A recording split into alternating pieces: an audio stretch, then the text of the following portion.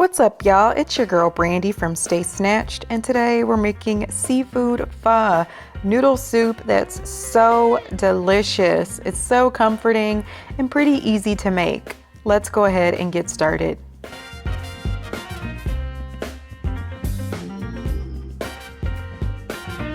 So first you want to bring a large pot of water to boil and add in just a little bit of salt along with 7 ounces of pho rice noodles.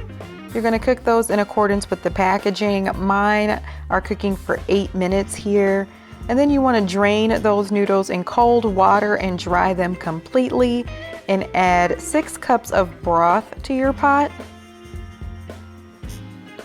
along with 2 tablespoons of soy sauce, 1 tablespoon of fish sauce, 2 tablespoons of brown sugar or brown sweetener, 3 whole garlic cloves, some fresh ginger, a star anise, a cinnamon stick, and shrimp shells. This will help create a seafood shrimp stock in addition to the broth that we have here. So it's just going to give it more seafood flavor.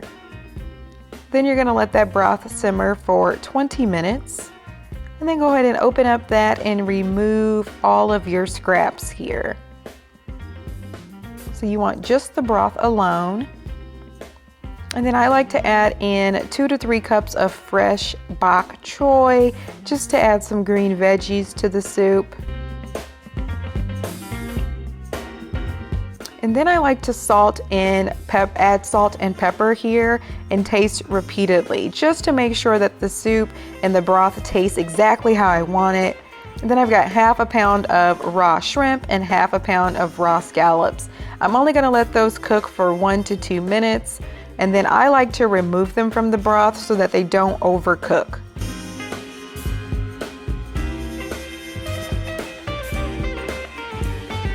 Then combine your rice noodles with your broth and your seafood, and there you have it.